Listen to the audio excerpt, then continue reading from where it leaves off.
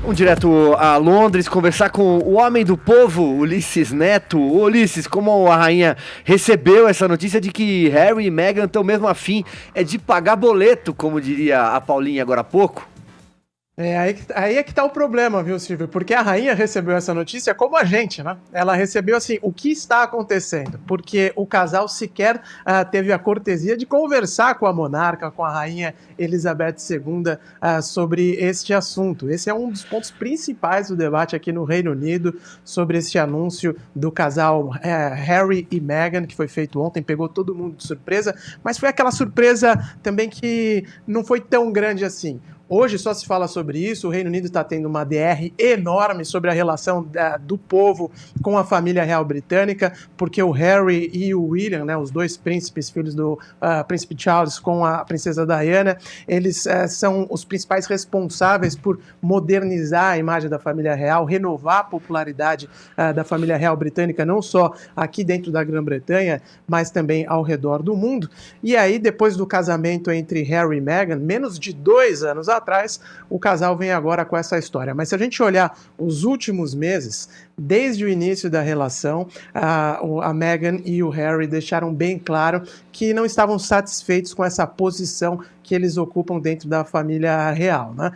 A Meghan Markle, que agora já não é mais Meghan Markle, né? Mas a Meghan, ela foi várias vezes entrevistada pela imprensa britânica, sempre com uma cara de descontentamento, dizendo que estava sofrendo muito, que ninguém perguntava para ela como ela estava se sentindo.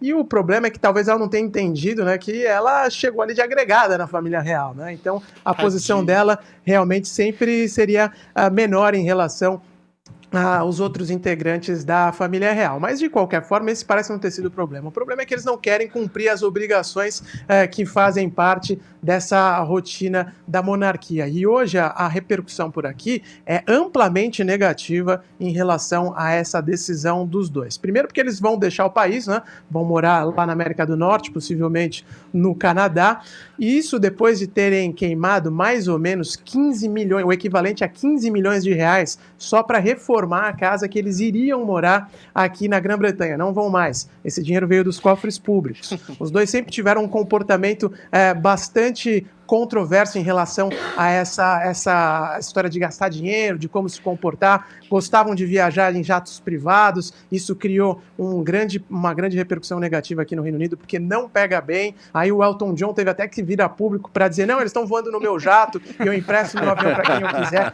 Foi uma confusão enorme que esses dois criaram aqui no Reino Unido. Elton John, e aí você olha só o seguinte: essa notícia veio hoje, veio ontem, né? Toma conta de todos os jornais por aqui. E isso faltando mais ou menos 20 e poucos dias para o Reino Unido ter o momento mais importante da sua história recente, que é a desfiliação da União Europeia. Exatamente. Então faltou um pouco de sensibilidade para o casal, é o que está todo mundo falando por aqui. O Brexit, né?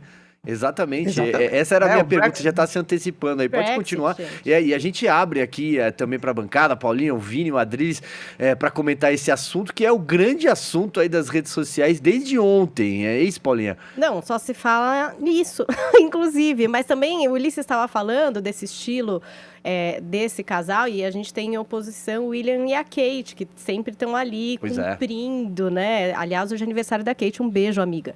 Eles estão sempre cumprindo ali o rolê da monarquia, porque também as pessoas imaginam, eu tava brincando aqui, que fica em casa lá tomando gin e tal, não é bem isso, né, Ulisses? Tem todo um procedimento, é como se fosse uma diplomacia 24 horas, né? Então, todo mundo pode achar uma grande besteira, mas a monarquia gera também um mercado ali na Inglaterra, uma atração turística. É uma implicação um pouco maior, todo mundo acha muito boba essa coisa de monarquia, quer dizer, tem gente que não acha, mas de pensar, pô, fica lá, enfim, é uma coisa alegórica, mas tem a ver com história, com tradição, gera negócios ali. Então, é um pouco mais complexo do que a gente imagina. Às vezes a gente pensa que é uma grande besteira que podia logo acabar, sabe? Mas acho que não é tão simples assim. Continua pensando nessa besteira. É porque você não assistiu The Crown, não está pegado ao Charles. Paulinha, você é uma progressista muito singular. Eu acho curiosíssimo esse seu afeto. Me põe em caixa, amor. Esse seu afeto conservador pela realeza. Eu acho, assim, bacana. A monarquia é um princípio essencialmente conservador, inclusive reacionário. reacionário. Reacionário, inclusive, é o progresso. Eu acho muito engraçado essa tentativa de progredir dentro de uma instituição de majestade, que é um poder ungido por Deus, né? Que dá exatamente essa missão ao monarca de conduzir os assuntos do Estado. O que aconteceu com a monarquia inglesa e outras monarquias pelo mundo? Com o advento da democracia, da liberdade, do progresso, né?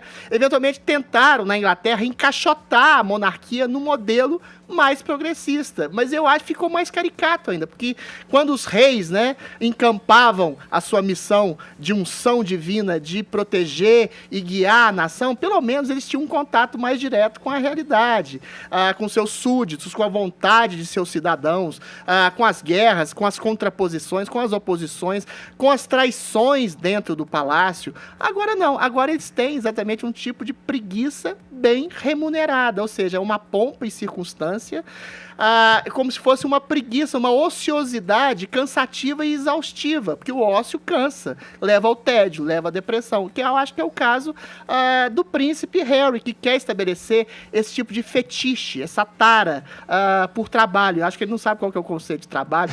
Trabalho vem de tripalium, que é um instrumento, trabalho também, né? Instrumento de tortura de 3 paus. Aliás, eu queria perguntar para o Ulisses Neto, né, se já tem aí alguma especulação do que o príncipe Harry pode ter como ofício agora. Ele pode virar um Uber, ele pode entrar no meio artístico também.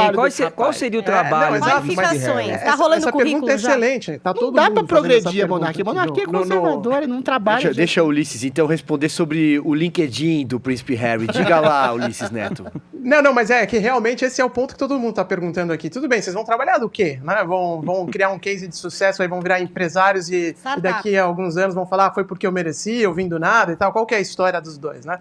É muito complicado mesmo. E de fato, como a Adriles falou, realmente a monarquia é uma instituição anacrônica, mas que tem um simbolismo muito importante aqui para a Grã-Bretanha. Eu também acho que, até como contribuinte britânico, porque pago imposto aqui e ajudo a sustentar essa família, Exato. Também gostaria que essa história acabasse. Mas para os britânicos, para a maioria, grande maioria da população, ela é uma família, uma instituição local que dá um senso de união para a Grã-Bretanha. Até por isso, essa história deles saírem da monarquia agora, de abdicarem das obrigações que eles têm como integrantes da família real, mas até a página 2, né, porque eles vão continuar recebendo dinheiro do fundo monárquico, né, vão continuar sendo sustentados, de certa forma, pelos cofres públicos. Então, que tipo de independência financeira é essa, né? O que eles pretendem fazer agora?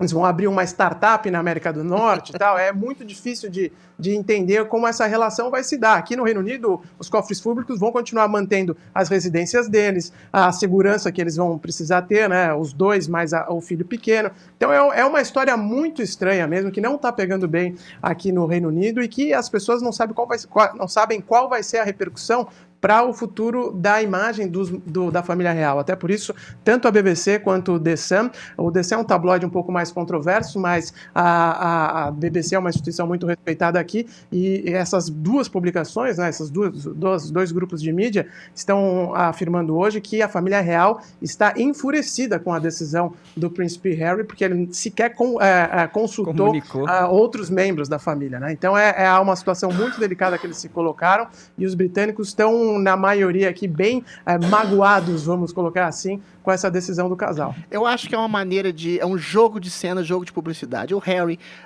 não é o primeiro na linha de sucessão, ele sabe que é o William, então já que eu não vou ser rei, eu vou ser o primeiro príncipe plebeu que vai estabelecer esse paradoxo, que vai furar a cortina conservadora e reacionária da realeza. Também tem... Ele quer se colocar como destaque. Mas tem o tio da rainha que abdicou do trono para se casar com uma mulher divorciada, que é uma história super forte. O rei Eduardo VIII. Exatamente. Não, mas tem que abdicar de tudo, então. Não pode ter nenhum tipo de proteção, nenhum tipo de estamento burocrático. A questão é essa. Meia renúncia, pra mim, não vale. Esse eu respeito. Naquela época conservadora, eu falava, você vai casar com a plebeia, então some. O Harry quer manter as benesses do Estado, viver de imposto e ter um trabalho fetiche, assim, virar comentarista de alguma coisa. Assim não é trabalho. Pode vir pro Morning Show. Vem pro Morning Show. Fica o convite, então, pro Harry e pra Meghan. Ele não vai fazer plantão de final. Aprenda a falar português, então. É isso aí. Ulisses Neto, camarada, um abraço, bom trabalho pra você. Valeu, pessoal, um bom programa, até mais.